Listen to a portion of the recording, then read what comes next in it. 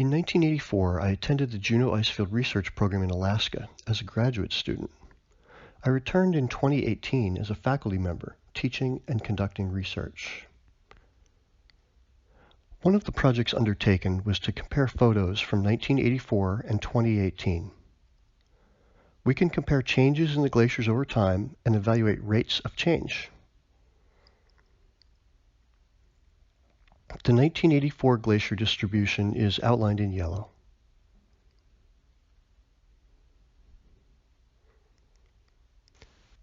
The Gilkey Glacier is a large trunk glacier, over a mile wide, a river of ice draining the high ice field behind us.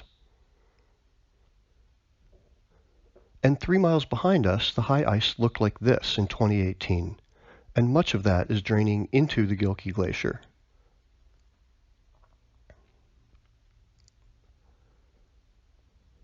And now, watch the transition from 1984 to 2018, which is 34 years.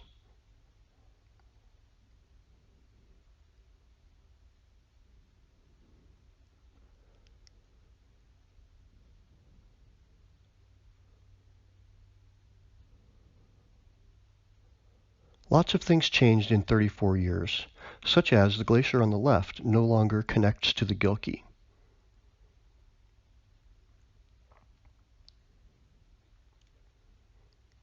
But the major thing we can see is about 70 meters of ice loss from the Gilkey Glacier since 1984. The ice loss not only reflects melting of the Gilkey Glacier itself, but it also reflects a dynamic response to decreased input from the high ice field.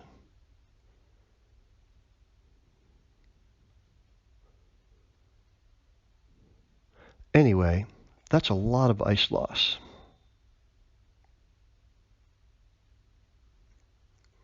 This is sad, right? But sad is subjective. Let's not rely on a conditioned response to pictures like this. Because by itself, one might choose to interpret this picture in any number of ways.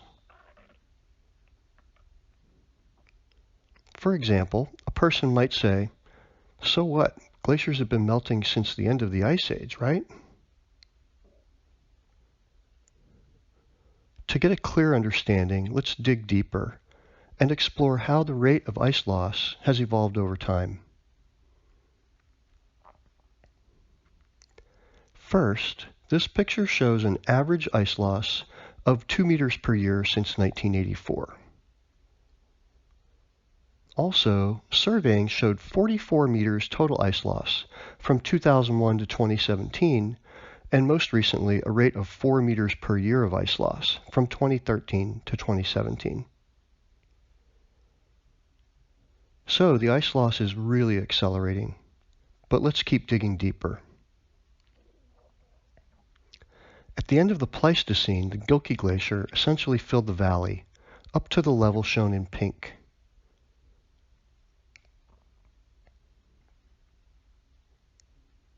And this represents about 600 meters more ice thickness than now.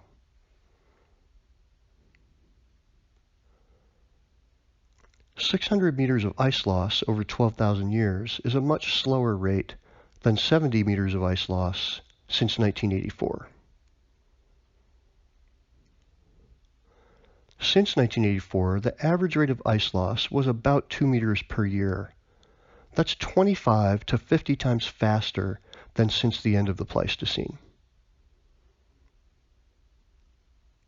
Here's the numbers. You can pause if you like.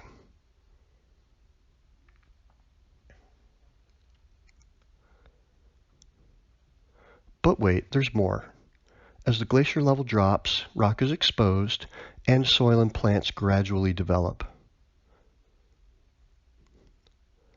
Below the red line, it's bare rock.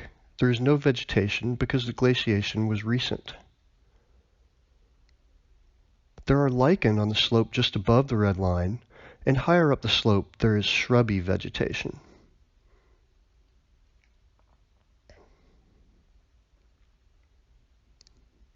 The shrub species are heather and a few small willows.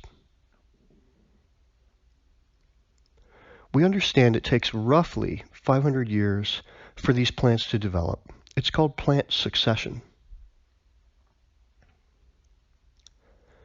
Therefore, the glacier was at the level of the pink line about 500 years ago.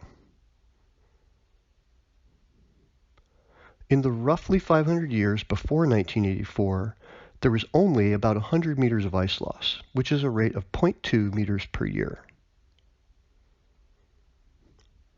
Since 1984, the rate of ice loss increased by more than 10 times compared to the average since the Middle Ages.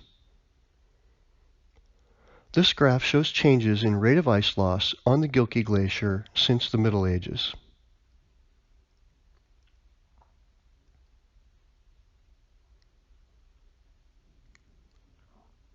Here's the numbers. You can pause if you like. These results document a massive increase in the rate of glacier change since the 1980s, as seen worldwide. These conclusions fit with the existing science implicating human-induced climate change.